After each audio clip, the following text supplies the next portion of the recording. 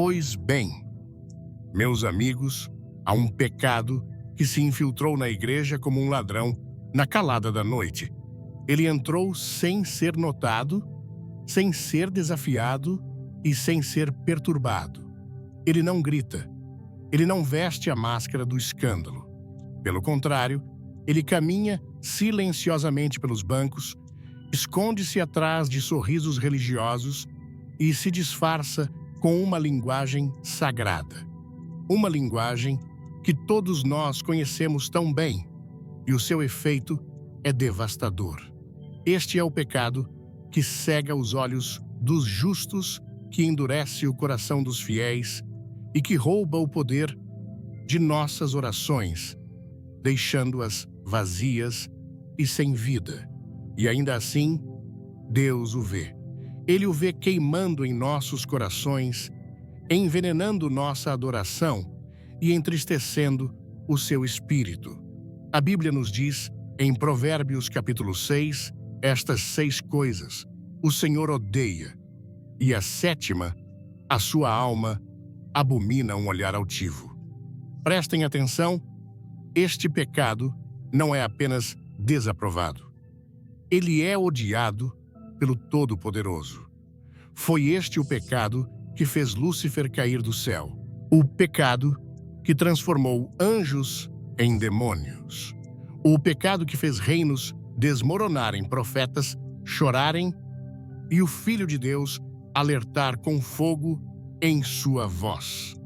É o pecado do orgulho, o câncer espiritual que se disfarça de força, mas que no fundo gera rebelião contra o próprio Deus. E, no entanto, hoje ele permanece um dos pecados mais ignorados no corpo de Cristo. Crentes falam de graça, mas esquecem a humildade. Cantamos sobre entrega, mas nos apegamos ao nosso eu.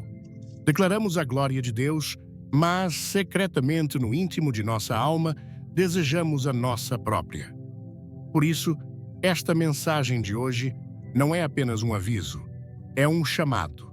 Um chamado para despertar, um chamado para se arrepender, um chamado para retornar aos pés de Jesus com quebrantamento, com tremor e com verdade. Meus amigos, antes de prosseguirmos, um breve aviso.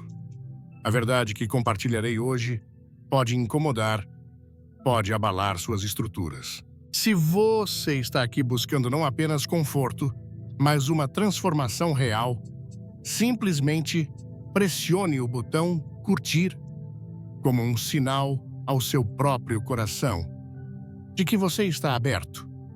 E garanto a vocês, permaneçam comigo até o fim, pois há uma clareza esperando por nós que vale cada segundo.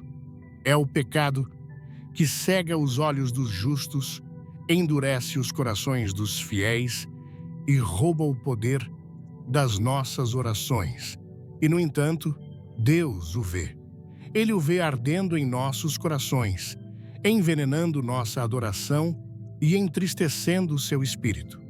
A Bíblia diz, em Provérbios 6, versículos 16 a 19, e 6 coisas o Senhor aborrece, e a 7ª, a sua alma, abomina olhos altivos, língua mentirosa, mãos que derramam sangue inocente, coração que trama projetos iníquos, pés que se apressam a correr para o mal, testemunha falsa que profere mentiras e o que semeia contendas entre irmãos.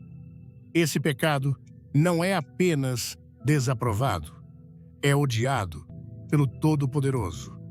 Foi o pecado que fez Lúcifer cair do céu. O pecado que transformou anjos em demônios. O pecado que fez reinos desmoronarem, profetas chorarem e o Filho de Deus advertir com fogo em sua voz. É o pecado do orgulho, o câncer espiritual que se disfarça de força, mas gera rebelião contra Deus. E, no entanto, hoje ele permanece um dos pecados mais ignorados no corpo de Cristo.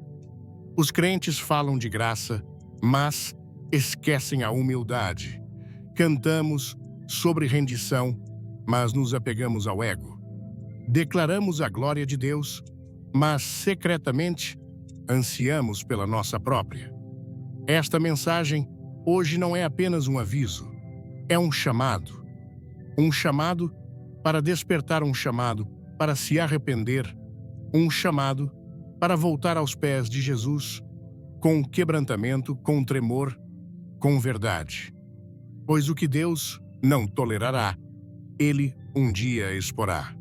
E se não nos humilharmos bem, estamos vivendo em um tempo em que a igreja está mais barulhenta do que nunca, cheia de sermões, cânticos, postagens em redes sociais, conferências e avivamentos. Há luzes, há paixão e há uma forma de piedade que parece convincente na superfície. Mas no fundo, sob o exterior polido, há uma doença que se espalhou silenciosamente, despercebida por muitos, tolerada pela maioria e devastadora para a presença de Deus. Não é um pecado que choca o mundo. Não é o pecado que aparece nas manchetes do noticiário da noite. É o pecado que se esconde por trás de boas intenções, sob as vestes do ministério, atrás de púlpitos e bancos. É o pecado que a Bíblia diz que Deus odeia, mas que seu povo frequentemente desculpa. O pecado do qual falo tornou-se tão comum entre os crentes que já não desperta convicção. Não mais leva os homens aos seus joelhos. Olhamos para os outros e dizemos: esse é o problema deles, não o meu. Oramos por avivamento, mas não vemos o muro que o bloqueia. Clamamos por avanço, mas nunca lidamos com o coração que o resiste. Queremos que Deus se mova, mas não queremos que Ele exponha. E, no entanto, meus amigos, até que esse pecado seja trazido à luz, até que seja nomeado, confessado e entregue, não haverá poder verdadeiro em nossas vidas, nem mudança duradoura em nossas igrejas, nem despertar em nossa geração. O mundo não está apenas observando como vivemos. Eles estão observando como nos arrependemos. Mas, quando esse pecado não é enfrentado, o arrependimento se torna raso. Antes de começarmos, se você ama mensagens que transformam, comente. 1. E inscreva-se no canal. A adoração se torna vazia e nosso testemunho perde seu fogo. Isso não é apenas uma questão pessoal. É uma crise espiritual. Afeta casamentos, envenena ministérios e transforma altares em palcos. E ainda assim, semana após semana, os crentes se reúnem levantando as mãos enquanto seguram a própria coisa que extingue o Espírito de Deus. Há uma urgência santa nesta hora. Deus está chamando seu povo não apenas para ser ativo, não apenas para ser apaixonado, mas para ser puro, não para construir plataformas maiores, mas para voltar ao altar da rendição. E Ele está lançando sua luz, não primeiro sobre o mundo, mas sobre sua própria casa. A Bíblia diz, em 1 Pedro 4, versículo 17, porque chegou o tempo em que o julgamento deve começar pela casa de Deus. Se quisermos ver avivamento, devemos primeiro confrontar o que aprendemos a ignorar. Caminhemos agora na luz da verdade de Deus. Olhemos honestamente para o pecado que enterramos sob camadas de religião. Descubramos o que o céu não pode ignorar. Meus queridos amigos, alguns pecados vêm vestidos de trevas imundos, óbvios, repulsivos até para o mundo. Mas há um pecado que vem vestido de luz. Ele caminha como santo, fala como pregador e adora como profeta. Cita as Escrituras, serve na igreja e até se ajoelha no altar. No entanto, Deus vê através disso. Ele vê através das máscaras que usamos. É o pecado do orgulho, o pecado mais camuflado, destrutivo e desafiador na vida de um crente.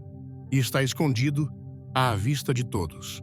A Bíblia diz, em Provérbios 16, versículo 18, o orgulho precede a destruição e a altivez do espírito precede a queda. Note que não diz que o orgulho vem antes da tentação. Diz que o orgulho vem antes da destruição.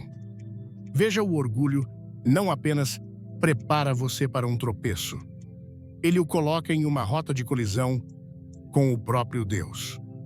Tiago 4, versículo 6 declara: Deus resiste aos soberbos, mas dá graça aos humildes. Você entendeu isso? Não que Deus ignore os soberbos. Não que ele seja paciente com os soberbos, mas que ele os resiste. Quando o orgulho está no coração, Deus se torna seu oponente. Quero contar uma história, mensagens diretos. Há anos conheci um homem que passou décadas no ministério. Ele era talentoso, podia pregar com fogo. Sua igreja estava crescendo. As pessoas o seguiam, o elogiavam, o honravam. Mas em algum momento, ele parou de buscar a Deus e começou a buscar atenção. Parou de chorar no lugar secreto e começou a brilhar no palco. Ele se tornou a mensagem em vez de ser o mensageiro. E um dia tudo desmoronou. Um escândalo eclodiu. A verdade veio à tona. E em lágrimas ele me disse: Billy, esqueci quem eu era sem Deus. Deixei os elogios dos homens abafarem a convicção do Espírito Santo. Isso é o que o orgulho faz. Ele toma a glória que pertence a Deus e a redireciona para o eu. O orgulho não é apenas arrogância, é cegueira espiritual. Ele convence você de que está certo quando está errado, de que é forte quando está fraco, de que está bem quando sua alma está vazia.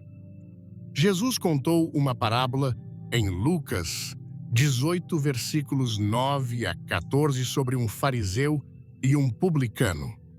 O fariseu se postou orgulhoso no templo e disse: Ó Deus, graças te dou, porque não sou como os demais homens, ladrões, injustos, adúlteros, nem ainda como este publicano. Jejuo 2 vezes por semana, dou dízimos de tudo quanto possuo. Mas o publicano, quebrantado e envergonhado, nem sequer levantava os olhos.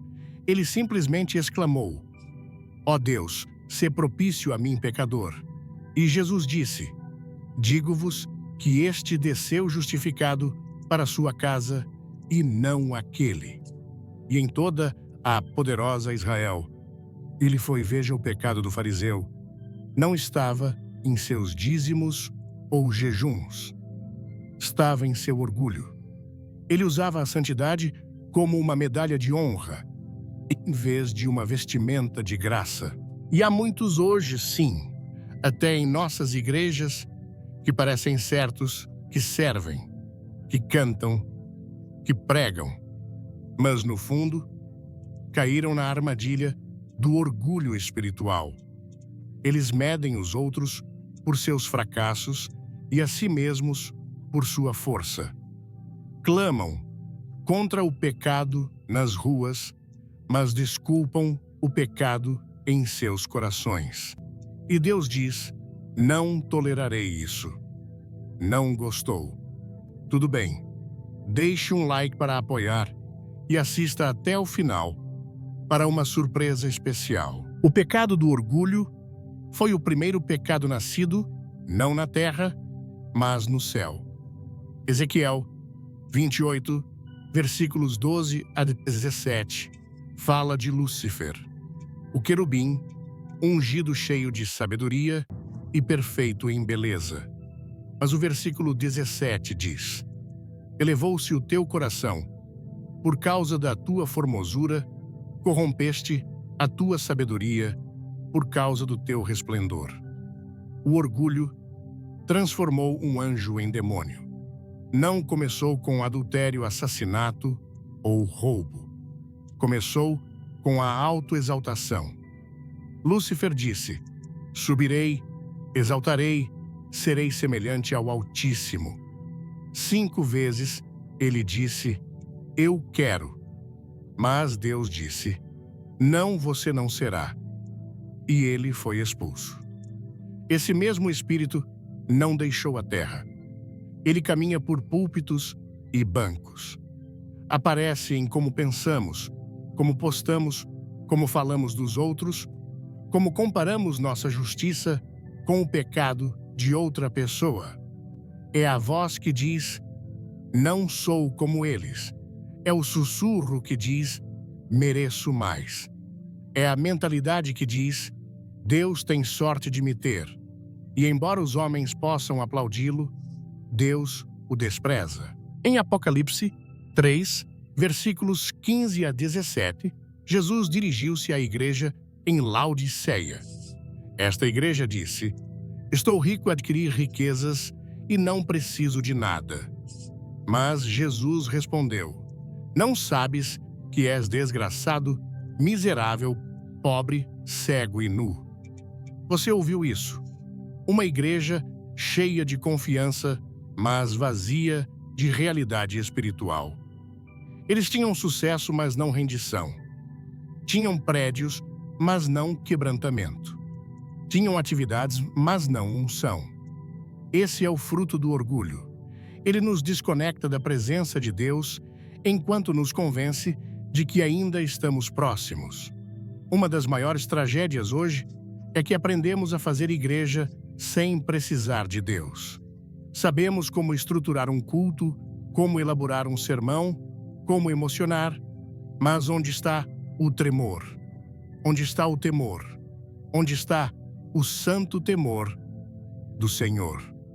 O profeta Isaías disse em Isaías 66, versículo 2, a este: olharei ao que é pobre e de espírito contrito e que treme da minha palavra. Deus não olha para o talento dos carismáticos ou influentes. Ele olha para os humildes. Conheci uma mulher após uma cruzada. Ela estava na casa dos 70 anos, mãos enrugadas, olhos cansados, mas seu espírito era vibrante. Ela veio até mim e disse: irmão Graham, não sou nada. Não sou famosa. Nunca estive em uma plataforma. Mas nos últimos 30 anos, orei por você todos os dias. Lágrimas encheram meus olhos. Esse é o tipo de coração que Deus usa. Um coração que não quer crédito. Um coração que não precisa de aplausos. Um coração que diz: Senhor, que eu diminua para que tu possas crescer.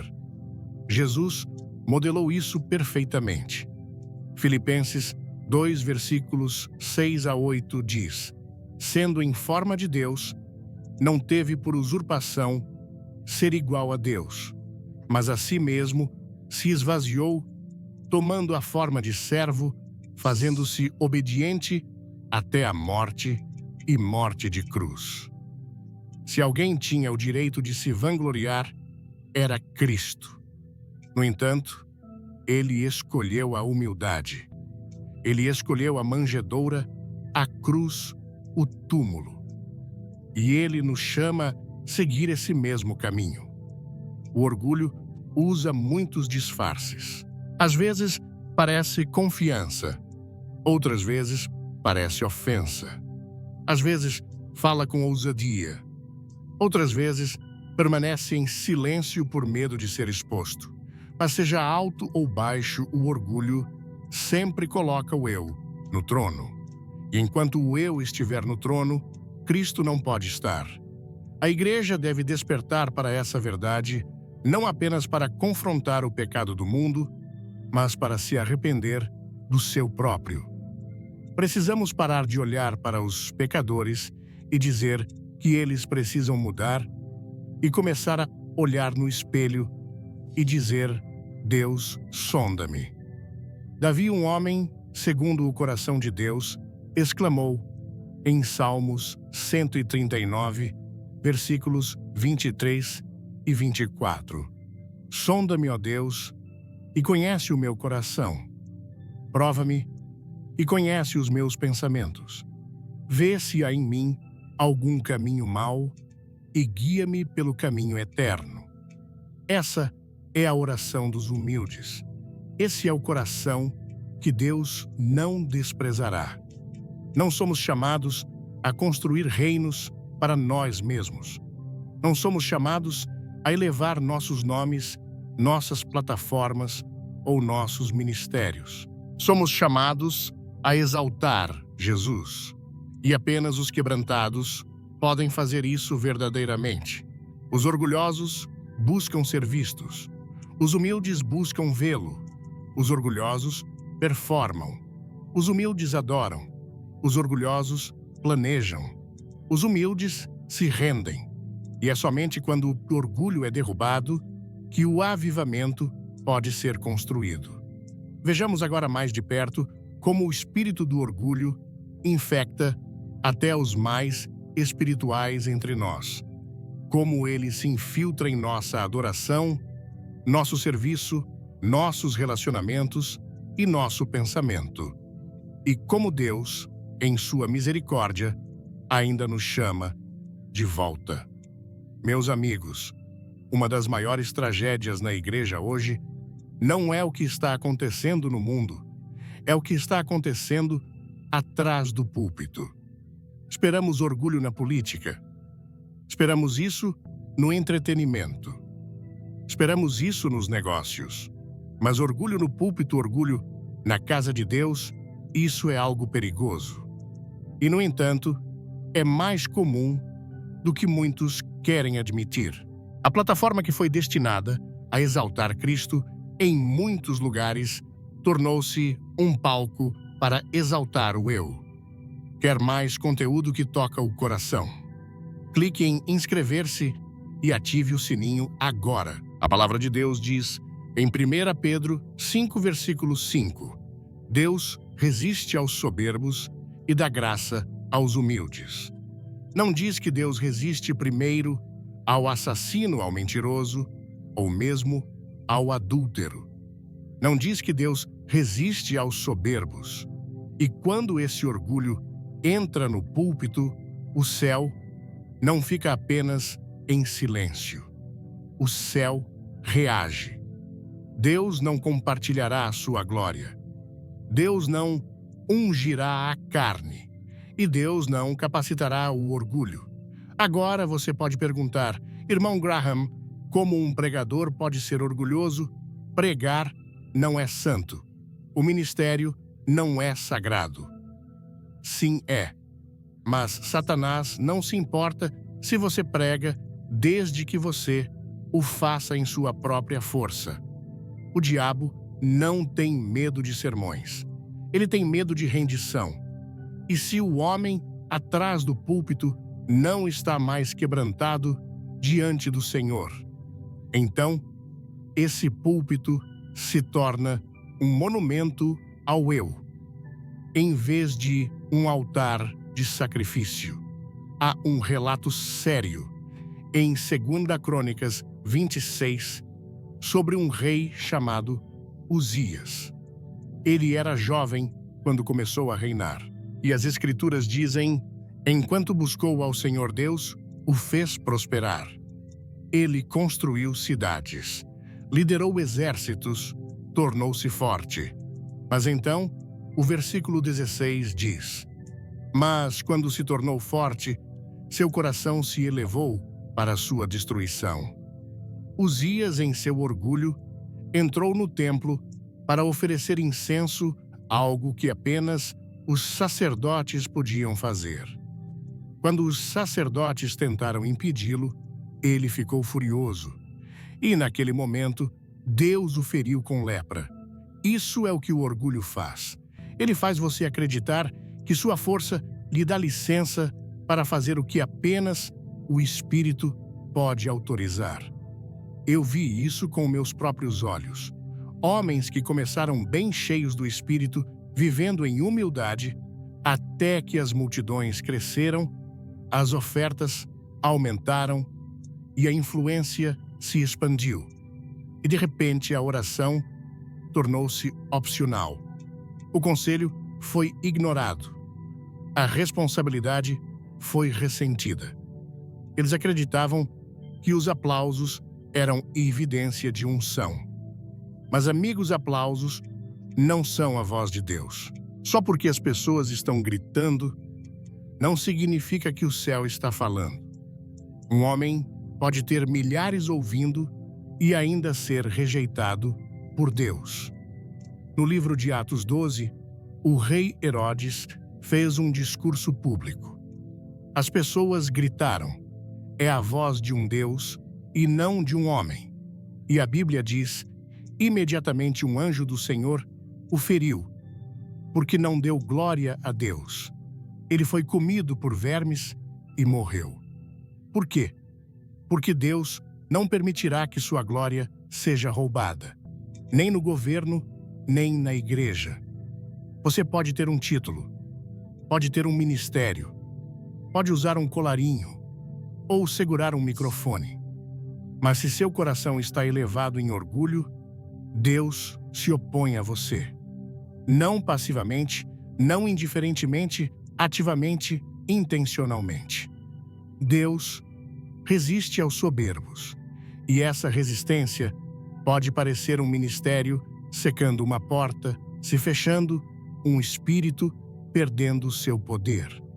Às vezes, pensamos que estamos sob ataque do inimigo, quando, na verdade, estamos sendo resistidos por Deus por causa de um coração orgulhoso.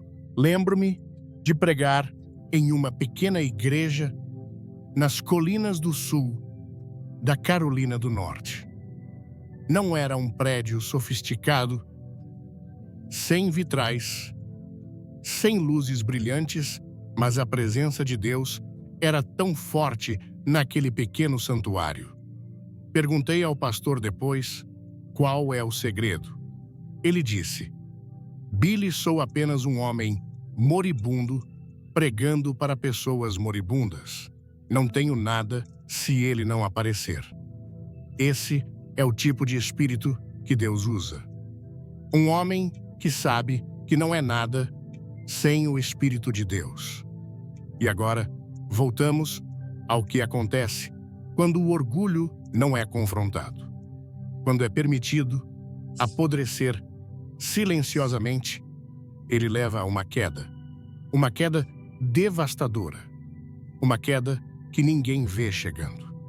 Provérbios de 16, versículo 18, diz: o orgulho precede a destruição, e a altivez do espírito precede a queda. Deixe-me dizer algo.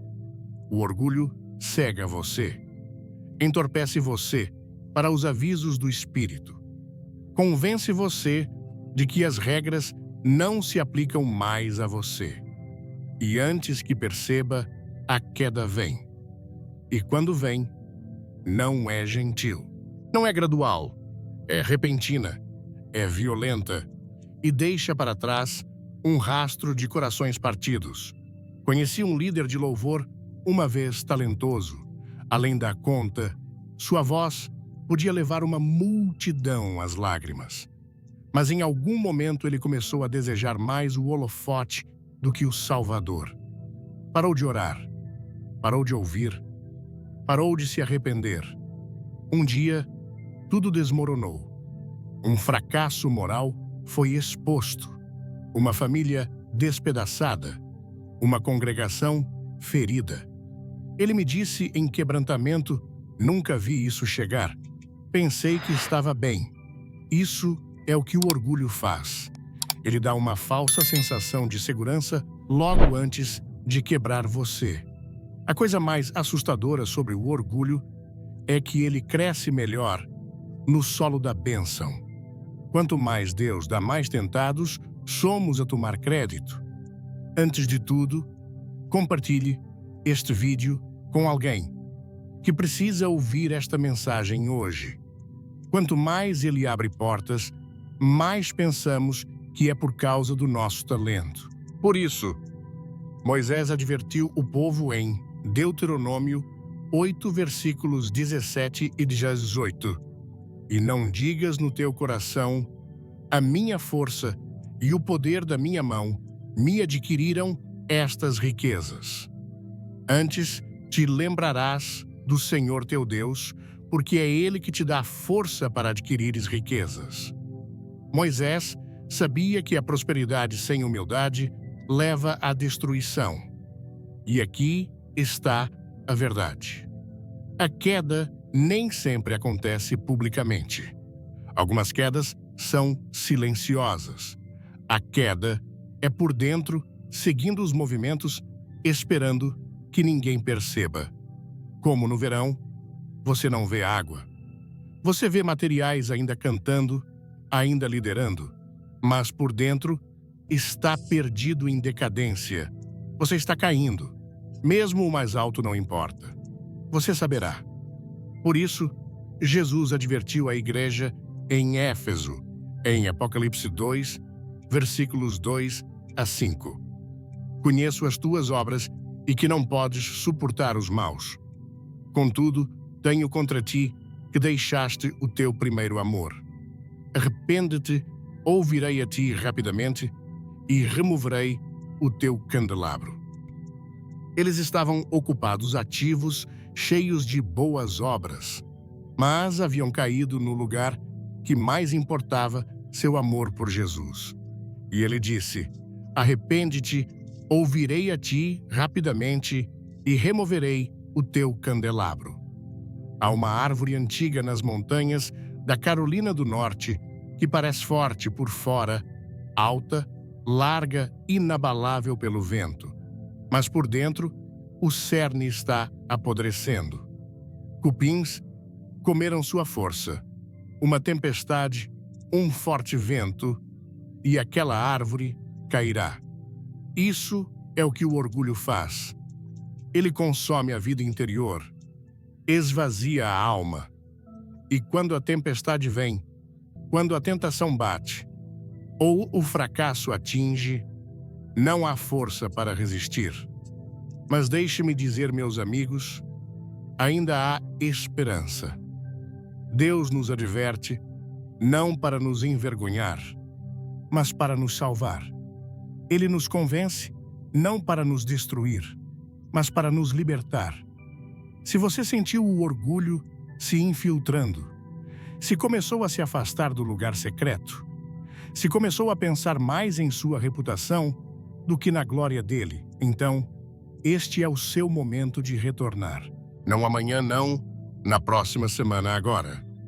O mesmo Deus que se opõe aos soberbos dá graça aos humildes. E a graça ainda está disponível. O sangue ainda fala.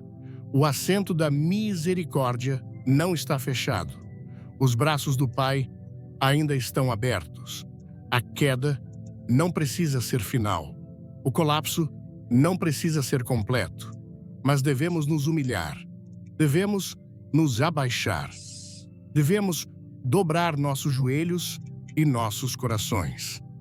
Em Lucas 15, o filho pródigo veio a si, não quando estava na festa, mas quando estava no chiqueiro. Ele disse, levantar-me-ei e irei ter com meu pai. É isso que alguns de vocês precisam fazer. Vocês estiveram no holofote por tempo demais. Estiveram caminhando em sua própria força por tempo demais. É hora de se levantar e ir ao Pai. Porque quando você se humilha, quando diz, Senhor, não sou nada sem ti, o céu abre seus braços. A túnica está esperando. O anel está pronto. O banquete está sendo preparado. Continuemos agora, olhando ainda mais profundamente os perigos espirituais que o orgulho cria dentro do corpo de Cristo e como Deus chama sua igreja, não apenas indivíduos, mas toda a igreja, ao arrependimento, avivamento e restauração através da humildade. Meus queridos amigos, as maiores feridas infligidas ao corpo de Cristo não vêm de fora. Não, elas vêm de dentro. Não dos ateus ou dos zombadores, não do mundo ou de Roma, mas do orgulho que ferve nos corações daqueles que dizem seguir Jesus. Ele se infiltra em nossas congregações como uma doença oculta, invisível, não dita, mas mortal. E o orgulho, quando se instala nos bancos e púlpitos, nos corais e comitês, torna-se como fermento que se espalha por toda a massa, corroendo silenciosamente a unidade e o poder da igreja. Em 1 Coríntios 12, versículo 25, o apóstolo Paulo falou do corpo de Cristo dizendo: para que não haja divisão no corpo, mas que os membros tenham o mesmo cuidado uns pelos outros. Mas onde o orgulho reina, o cuidado é substituído pela competição. O amor é substituído pela comparação. Em vez de edificar uns aos outros, começamos a nos destruir sutilmente, educadamente, até espiritualmente. O orgulho é esperto. Ele usa muitos disfarces. Às vezes, parece controle. Outras vezes, soa como hiperespiritualidade. Mas, sempre, ele fere o corpo de Cristo. Lembro-me de visitar uma igreja há muitos anos. E, embora a música fosse excelente e o santuário estivesse cheio, não havia poder. Você podia sentir a corrente de competição. Os departamentos estavam lutando por atenção. O pastor associado queria a posição do pastor sênior. Os anciãos estavam divididos. Cada ministério estava construindo seu próprio nome em vez do nome de Jesus. E eu me lembro de pensar: esta igreja é um campo de batalha, não uma família. Amigos, onde o orgulho cria raízes, o Espírito de Deus começa a se retirar. Não porque Deus é infiel, mas porque escolhemos a autoexaltação em vez da rendição. O Senhor Jesus Cristo nos deu um modelo em João 13, quando lavou os pés de seus discípulos. O Filho de Deus, aquele que criou as estrelas, que falou os oceanos à existência, ajoelhou-se e lavou a poeira dos pés de pescadores. Ele fez o que o menor servo deveria fazer. Fique até o fim, tem uma revelação poderosa esperando por você. Comente fogo. Se está pronto. Por quê? Porque ele queria nos mostrar a cura para o orgulho. Ele queria nos ensinar o espírito da humildade. E ele disse no versículo 15, porque eu vos dei o exemplo, para que como eu vos fiz, façais vós também. Mas quantos de nós ainda estamos disputando posições na casa de Deus? Quantos estão mais preocupados com títulos do que com toalhas? Mais preocupados em liderar do que em servir? Quantos pastores temem perder o controle? E quantos membros resistem a se submeter à liderança, tudo por causa de uma semente de orgulho enterrada profundamente sob a superfície? Essa semente, se não for arrancada, brotará amargura, divisão e, por fim, morte espiritual. O orgulho é o que causou a queda de Satanás. Em Isaías 14, versículos 12 a 14, o diabo disse em seu coração: subirei ao céu, exaltarei o meu trono, serei semelhante ao Altíssimo. 5 vezes ele disse: eu quero. Esse é o idioma do orgulho. Esse é o vocabulário da rebelião. Tudo começa com eu. minha maneira, minha voz, meu plano, minha plataforma. Mas Jesus não disse, eu subirei. Ele disse em Lucas 22, versículo 42, não seja a minha vontade, mas a tua. E essa é a linha divisória entre os orgulhosos e os humildes. O orgulho diz, eu quero. A humildade diz, seja feita a tua vontade. Ouvi a história de uma pequena igreja rural que não tinha um pregador famoso, nem um prédio bonito, nem um coral digno de nota. Mas todo domingo de manhã, a congregação se ajoelhava antes do culto e você podia ouvir suas vozes tremendo através das paredes. Eles oravam uns pelos outros, choravam pelas almas perdidas, carregavam os fardos uns dos outros, e o Espírito de Deus se movia em poder.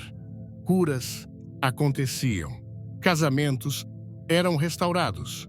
Por quê? Porque não havia orgulho ali, apenas quebrantamento, apenas amor, apenas humildade. É onde Deus ordena a bênção. Salmos 133, versículo 1 diz, ó, quão bom e quão suave é que os irmãos vivam em união. Mas a unidade nunca pode coexistir com o orgulho, porque o orgulho diz, não preciso de você. O orgulho diz, sou melhor que você. O orgulho diz, não vou perdoar. E assim, as igrejas permanecem divididas. Os cristãos permanecem feridos. O avivamento permanece adiado. Não porque Deus não quer se mover, mas porque estamos cheios demais de nós mesmos para dar espaço a Ele. E agora, chegamos a essa guerra silenciosa. Ela ruge no coração de cada crente. Não grita, não exige atenção, mas é constante. É a guerra entre a humildade e a autoexaltação. Não é uma guerra travada com espadas ou balas, mas com motivos e atitudes. Todas as manhãs, quando você acorda, a batalha começa novamente. Viverei para glorificar a mim mesmo ou morrerei para mim mesmo para que Cristo possa viver através de mim? Em Tiago 4, versículo 10, somos ordenados: humilhai-vos perante o Senhor, e Ele vos exaltará. Note que não diz, espere que Deus o humilhe, diz, humilhai-vos. Isso é uma decisão, é uma postura, é um ato deliberado da vontade. Você escolhe se curvar, você escolhe ceder, você escolhe tomar o assento mais baixo à mesa, confiando que o Senhor, no tempo devido, o exaltará não para sua glória, mas para a dele. Há uma tensão aqui. E se você for honesto, já a sentiu. A tensão entre querer ser visto e querer se render. A tensão entre promoção e pureza, entre influência e intimidade. E deixe-me dizer, o diabo sabe como jogar com essa tensão. Ele sussurrará: você merece mais reconhecimento. Você está sendo ignorado. Você deveria estar liderando, não servindo. Mas esses são os mesmos sussurros que ele usou no jardim com Eva.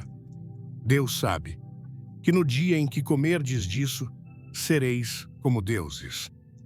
O orgulho sempre promete elevação sem submissão.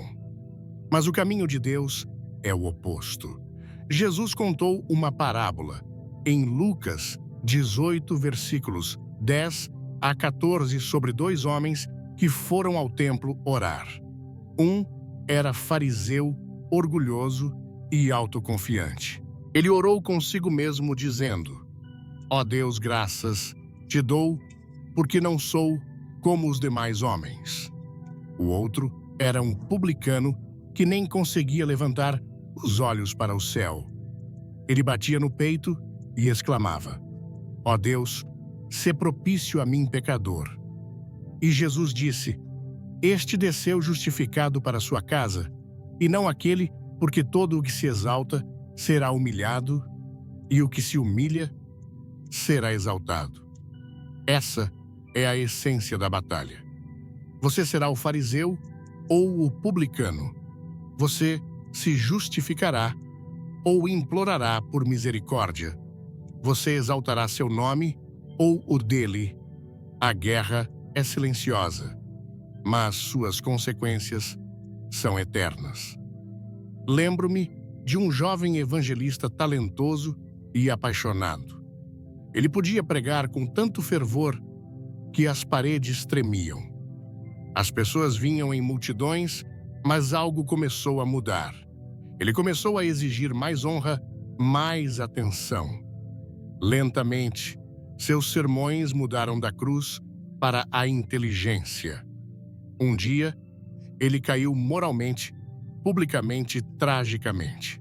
E quando falei com ele depois, em lágrimas, ele disse: Ganhei as multidões, mas perdi a guerra no meu coração. Amigos, o inimigo não teme uma grande plataforma. Ele teme uma postura humilde. Ele não tem medo de dons. Ele teme a piedade. Ele não se abala com carisma. Ele treme diante do caráter. E isso é o que a humildade produz. Um caráter que reflete Jesus. Um coração que ecoa o dele. Um espírito que não busca atenção, mas deseja apenas agradar o Pai. Essa guerra entre humildade e autoexaltação não termina em um único momento. Deve ser travada diariamente. Por isso, Paulo disse em 1 Coríntios 15, versículo 31, morro todos os dias. Todo dia devemos morrer para nosso ego.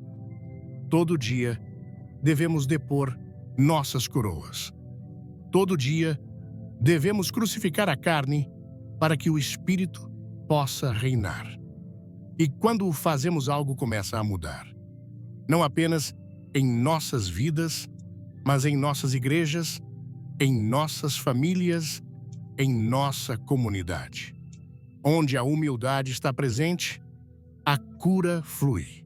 Onde o orgulho é destronado, o espírito é entronizado. Onde o eu morre, Cristo vive, e a igreja se torna novamente o que sempre deveria ser. Não um lugar de performance religiosa, mas um santuário de vasos quebrados, restaurados pela graça. Vejamos agora o que acontece quando Deus finalmente confronta o orgulho entre seu povo. Pois ele é paciente, mas também é santo. E quando a humildade é recusada, o julgamento não está longe. Chega um momento em cada geração, quando Deus, em seu amor justo, se levanta para confrontar o que nos recusamos a enfrentar. E não importa quanto tempo adiemos ou disfarcemos o dia, sempre chega quando Deus puxa a cortina e expõe o orgulho em seu povo, não para nos destruir, mas para nos purificar. Não para nos envergonhar, mas para nos despertar. Pois Deus não é apenas o Deus da graça, Ele é o Deus da verdade. E a verdade é esta: Deus não permitirá que sua glória seja compartilhada com o orgulho do homem. Em Isaías 2, versículo 11, o profeta declarou: Os olhos altivos dos homens serão abatidos, e a altivez dos homens será humilhada, e só o Senhor será exaltado naquele dia. Meus amigos, esse dia está chegando. E para muitos de nós, ele já está aqui. Deus está lidando com o pecado oculto que a igreja tolerou por tempo demais. O pecado do orgulho. Penso no rei Uzias em 2 Crônicas 26. Ele começou tão bem, a Bíblia diz, que ele buscou o Senhor nos dias de Zacarias. E enquanto buscava a Deus, Deus o fez prosperar. Ele construiu torres, levantou exércitos, inventou máquinas de guerra. Seu nome se espalhou por toda parte. Mas ouça o versículo 16. Mas quando se tornou forte, seu coração se elevou para sua destruição, pois transgrediu contra o Senhor seu Deus. Uzias entrou no templo para fazer o que apenas os sacerdotes tinham permissão. Ele tentou reivindicar um papel que Deus não lhe deu. Por quê? Porque o orgulho o cegou e Deus o feriu. Bem ali no templo, a lepra surgiu em sua testa. Ele foi expulso da casa do Senhor. Morreu leproso. Não porque não era talentoso, não, porque não era favorecido, mas porque permitiu que o orgulho se elevasse acima da reverência. Deixe-me dizer, o mesmo Deus que exaltou Uzias também o confrontou, e ele fará o mesmo hoje.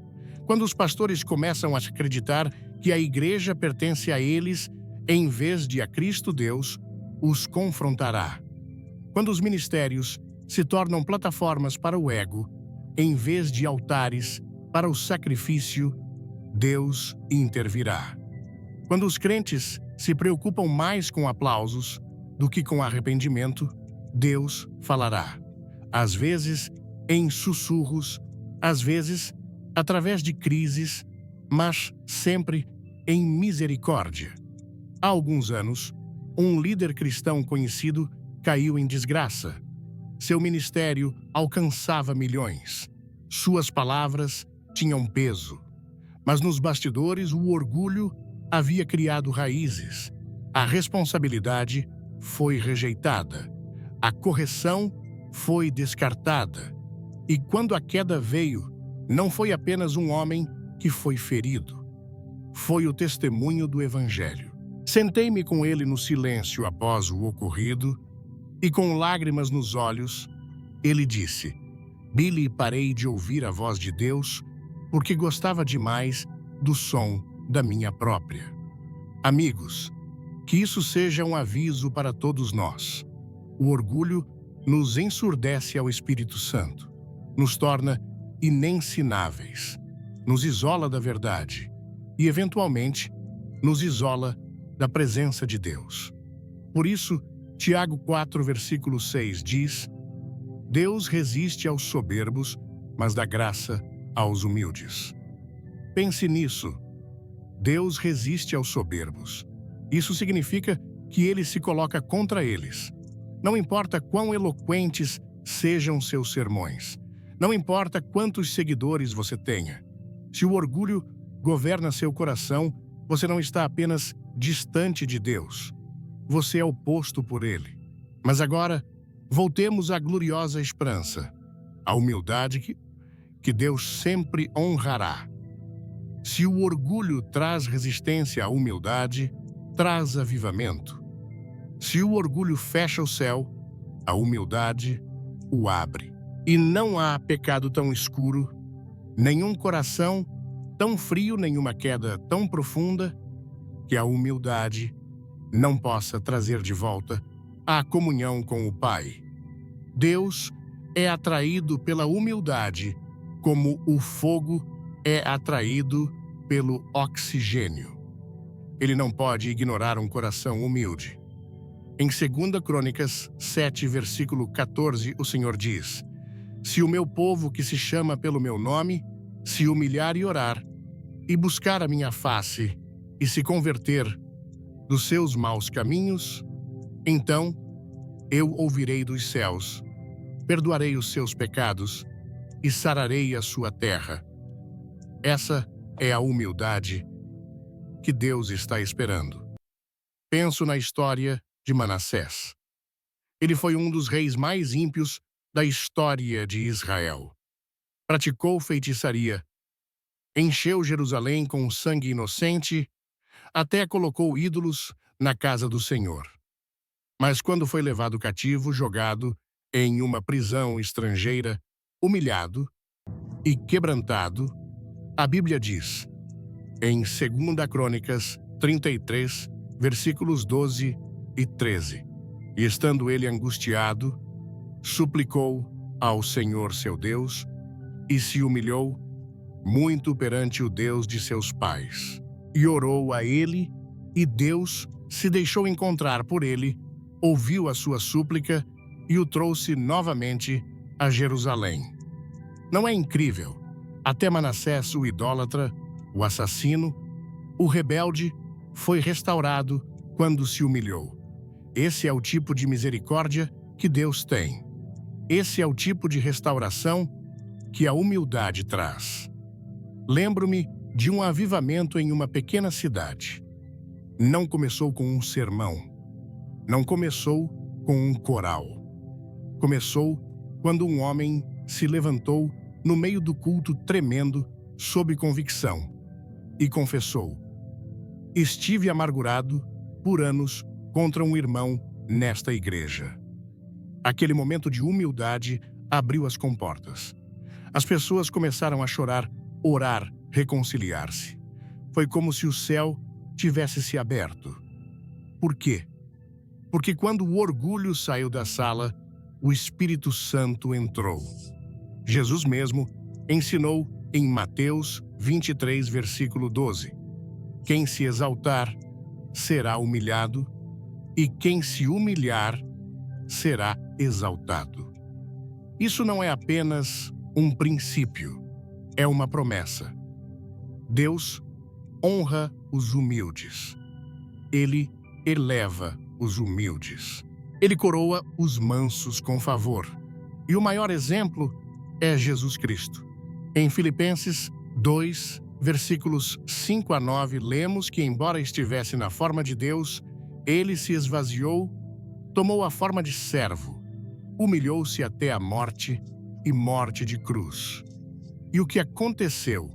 Por isso Deus o exaltou soberanamente e lhe deu um nome que está acima de todo nome. Veja, o caminho para a glória sempre passa pelo vale da humildade.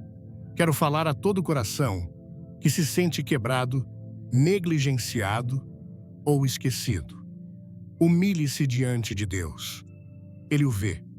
Ele conhece os sacrifícios que você fez em segredo.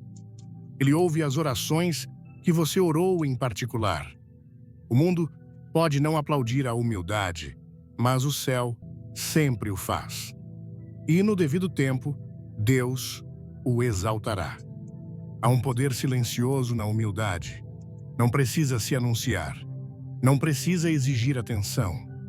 Simplesmente se curva baixo e deixa Deus ser grande. É o solo em que o avivamento cresce. É o espelho em que nos vemos corretamente. É o portão pelo qual o Rei da Glória entra. Há muitos anos conheci um casal de missionários que trabalhou em obscuridade por mais de 40 anos em uma parte remota da África. Nenhum jornal escreveu sobre eles. Nenhuma televisão contou sua história, mas quando oravam, o céu ouvia. Quando pregavam, os corações se derretiam. Perguntei ao marido, qual foi o segredo de sua fecundidade? Ele me olhou com olhos cheios de lágrimas e disse: todos os dias pedimos ao Senhor que nos mantenha pequenos o suficiente para que apenas Ele seja visto. Esse é o coração que Deus procura. Não brilho, não fama, mas quebrantamento, não ambição orgulhosa, mas obediência rendida. Em Miqueias 6, versículo 8, a Escritura pergunta: que é que o Senhor pede de ti, senão que pratiques a justiça, ames a beneficência e andes humildemente com o teu Deus? Esse é o caminhar que traz poder. Esse é o caminho que traz avivamento. Essa é a vida que Deus se deleita em usar. Então, caminhemos humildemente. Deponhamos toda a coroa. Digamos como João Batista, em João 3, versículo 30, É necessário que ele cresça e que eu diminua. E quando o fizermos, veremos o poder de Deus retornar às nossas igrejas, nossas famílias, nossas cidades. Não porque somos grandes, mas porque fizemos espaço para o único que é. Quando Deus confronta o pecado, que tantos crentes ignoram, seu chamado nunca é vago ou casual. É um chamado cheio de urgência, com um alarme santo ressoando pelos corredores do coração.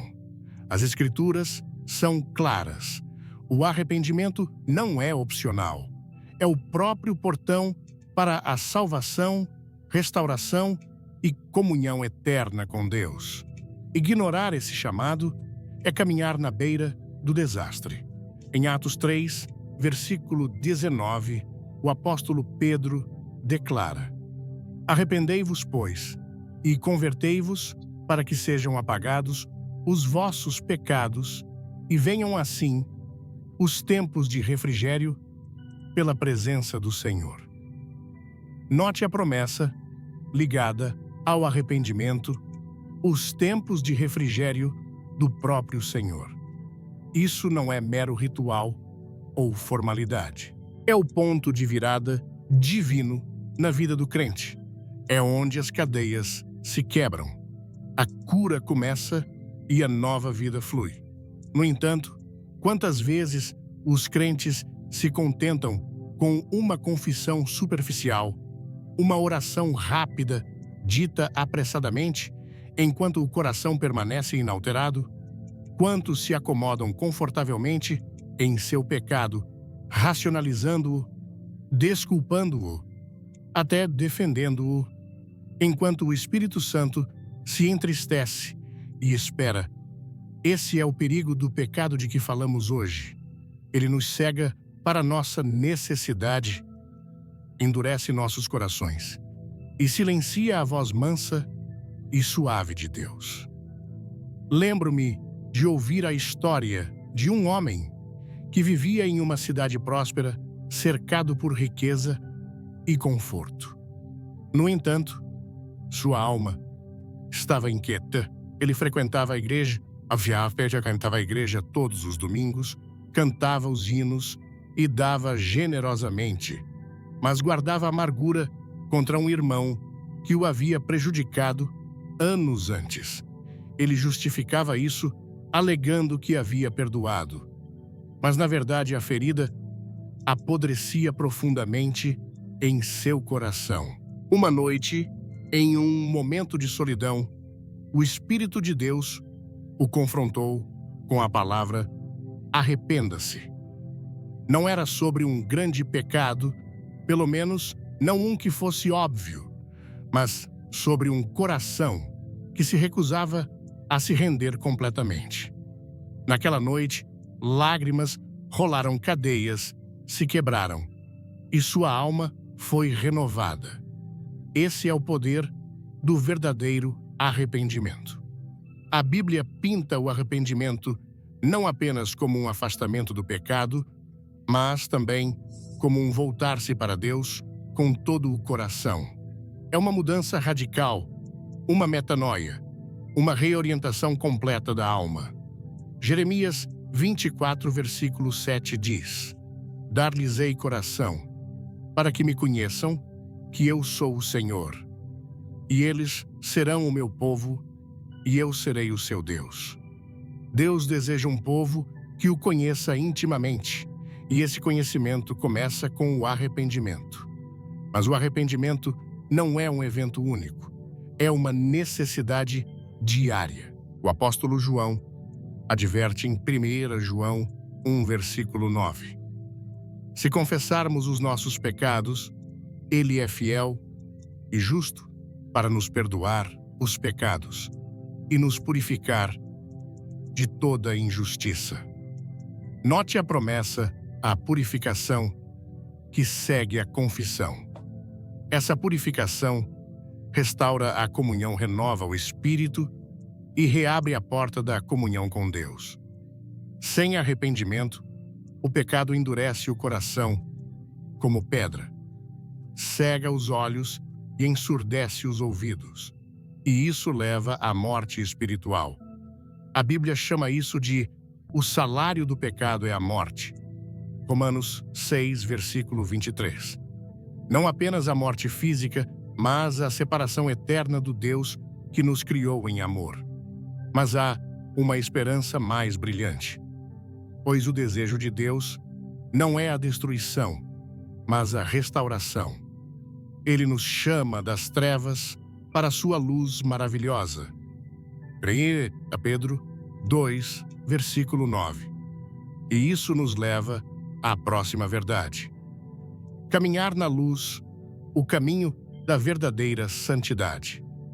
A santidade não é um acréscimo opcional para o crente. É a própria natureza de Deus e o destino de seus filhos. 1 Pedro 1, versículo 16 ordena: Sede santos, porque eu sou santo. Caminhar com Deus é caminhar em santidade, separados do pecado e dedicados à justiça. Estive diante de multidões que sentiram o chamado da santidade de Deus. Eles sentiram o abismo entre suas vidas e a glória de Deus. E choraram ao perceberem o quanto ficaram aquém. Mas a boa notícia é esta: Deus não nos deixa onde estamos. Pelo poder do Espírito Santo, Ele nos chama a nos levantar. Paulo escreve em Romanos 12, versículos 1 e 2: Rogo-vos, pois, irmãos, pela compaixão de Deus, que apresenteis os vossos corpos como sacrifício vivo, santo e agradável a Deus, que é o vosso culto racional. E não vos conformeis com este mundo, mas transformai-vos pela renovação da vossa mente. A santidade é um processo de toda a vida. É rendição diária, sacrifício diário, renovação diária. Penso em uma jovem que cresceu na igreja, mas lutava com um vício secreto. Ela escondia isso de todos, vivendo uma vida dupla. Quando a palavra de Deus perfurou seu coração, ela veio à frente. Em arrependimento, entregou tudo e entrou no doloroso processo de cura. Após anos de luta, oração e responsabilidade, ela emergiu vitoriosa. Ela me disse uma vez: a santidade não é perfeição, é progresso. É caminhar com Deus, mesmo quando o caminho é difícil. E essa é a verdade para cada crente. A santidade não é nunca cair. É levantar-se, apoiar-se em Deus e seguir em frente. O caminho pode ser difícil, mas é o caminho que leva à vida abundante. Mas cuidado, pois o inimigo usará todas as ferramentas para nos afastar desse caminho. Ele nos tentará a nos contentarmos com menos, a aceitar compromissos, a silenciar o chamado à santidade. Ele sussurra: você já fez o suficiente, ou Deus entende sua fraqueza? Mas a palavra de Deus diz o contrário. Hebreus 12, versículo 14, adverte: segui a paz com todos e a santificação, sem a qual ninguém verá o Senhor. A santidade é inegociável. É o padrão que Deus estabelece porque deseja um povo que reflita seu caráter. E quando os crentes abraçam esse padrão, a igreja é fortalecida, as comunidades são transformadas e o mundo vê um testemunho do poder de Deus. Testemunhei inúmeras vidas mudadas quando os crentes se rendem totalmente ao chamado de Deus à santidade. Lembro-me de um pastor que uma vez lutou com raiva e orgulho. Um dia, sobrecarregado pela convicção do Espírito Santo, ele entregou tudo a Deus. Anos depois, seu ministério floresceu, não por causa de sua eloquência, mas por causa de sua humildade e santidade. Ele se tornou um vaso da graça e do poder de Deus. Caminhar na luz também significa caminhar na verdade. Jesus disse em João 8, versículo 12: Eu sou a luz do mundo. Quem me segue não andará nas trevas, mas terá a luz da vida. Seguir a Cristo é caminhar na luz de sua palavra, na orientação de seu Espírito e na comunhão de sua igreja. E a luz expõe o que o orgulho e o pecado tentam esconder, mas em vez de medo, ela traz liberdade. João 1, versículo 5 diz: A luz resplandece nas trevas, e as trevas não prevaleceram contra ela. As trevas tentam resistir à luz, mas a luz prevalece. Hoje Deus está chamando seu povo a sair das trevas, a parar de ignorar o pecado que nos separa dele, a responder com um coração quebrantado e contrito, a caminhar em santidade que honra seu nome. Esse chamado é urgente, porque os dias estão escurecendo. A igreja deve ser um farol de luz, uma cidade no monte que não pode ser escondida. O mundo está observando, não apenas nossas palavras, mas nossas vidas. E somente através do verdadeiro arrependimento e vida santa podemos refletir a glória de Deus. Meus queridos amigos, enquanto estamos na presença da santa verdade de Deus, esta noite enfrentamos uma realidade solene. Há um pecado tão difundido entre os crentes, tão profundamente enraizado, mas tão frequentemente negligenciado. Um pecado que entristece o coração de Deus e ameaça destruir a própria fundação de nossa fé. É um pecado que não apenas nos prejudica individualmente, mas enfraquece todo o corpo de Cristo. E Deus não o tolerará. As Escrituras falaram claramente. Vimos como esse pecado cega os olhos, endurece o coração e nos separa do Deus vivo. Ouvimos o chamado dos profetas e apóstolos para nos arrependermos e voltarmos. Fomos lembrados de que a santidade não é opcional. É a própria natureza de nosso chamado como filhos de Deus. A questão é: ouviremos, nos humilharemos diante do Todo-Poderoso e confessaremos esse pecado honestamente? Abriremos nossos corações ao poder purificador de Jesus Cristo, o Cordeiro que tira o pecado do mundo. Ouçam-me agora. A paciência de Deus não é infinita. A Bíblia nos adverte em Hebreus 10, versículos 26 e 27. Porque se pecarmos voluntariamente depois de termos recebido o conhecimento da verdade, já não resta sacrifício pelos pecados, mas uma certa expectação horrível de juízo. Isso não é uma ameaça, mas um aviso divino dado por amor para nos despertar do sono espiritual. Mas a esperança, uma esperança gloriosa e eterna. A misericórdia de Deus é maior que todo o nosso pecado. O mesmo Deus que exige santidade também fornece a graça para caminhar nela. O mesmo Deus que nos convence também nos consola. E o mesmo Deus que nos chama ao arrependimento espera pacientemente com os braços abertos, pronto para nos restaurar à comunhão e ao poder.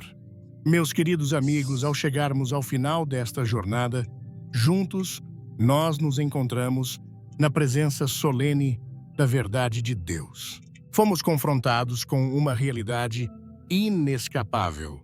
Há um pecado, um ladrão silencioso, tão difundido entre nós, tão profundamente entrincheirado e ainda assim tão perigosamente ignorado. Vimos como ele cega os nossos olhos, endurece os nossos corações e ameaça destruir o próprio fundamento da nossa fé. Este pecado, o orgulho, não apenas nos fere individualmente, ele enfraquece todo o corpo de Cristo, drenando seu poder e manchando seu testemunho. E a palavra de Deus soou clara como um trovão. Ele não irá tolerá-lo. As Escrituras falaram. Os profetas e apóstolos nos chamaram ao arrependimento. Fomos lembrados de que a santidade não é uma opção para o crente, mas a própria essência do nosso chamado. A paciência de Deus, embora vasta e profunda como o oceano, não é interminável. Ela é um convite urgente, um tempo de graça que Ele nos concede para que voltemos para Ele antes que seja tarde demais. Diante de nós, portanto, estendem-se dois caminhos, e a escolha é inevitável. De um lado, existe o caminho da teimosia, o caminho do pecado voluntário, daquele que, tendo recebido o conhecimento da verdade, escolhe continuar a abrigar o orgulho em seu coração. Para este, a Bíblia a adverte com uma sobriedade terrível que já não resta mais sacrifício pelos pecados, mas uma certa expectação horrível de juízo. Este não é um caminho de liberdade, mas de escravidão. Não é uma estrada de poder, mas de uma fraqueza que se disfarça de força, onde o céu se cala, a unção se retira e a alma se torna um deserto árido, mesmo que os lábios ainda cantem canções de louvor. É o caminho onde Deus, em sua santidade, não apenas se afasta, mas ativamente resiste. Mas, glória a Deus, existe outro caminho. É o caminho que se abre no momento em que a humildade nasce. É o caminho do arrependimento genuíno, do coração quebrantado e contrito, que Deus jamais desprezará. Neste caminho, não encontramos um juiz severo, mas um pai de braços abertos, esperando ansiosamente pelo retorno do filho pródigo. É o caminho onde a misericórdia de Deus se revela maior do que todo o nosso pecado, onde a graça não apenas perdoa, mas restaura cura e capacita. É o caminho que leva de volta à comunhão, ao poder e ao frescor da presença do Senhor. A questão, portanto, não é se Deus está falando. Ele está. A questão que ecoa na câmara do seu coração neste exato momento é: você vai ouvir? Não endureça o seu coração como tantos fizeram antes de você.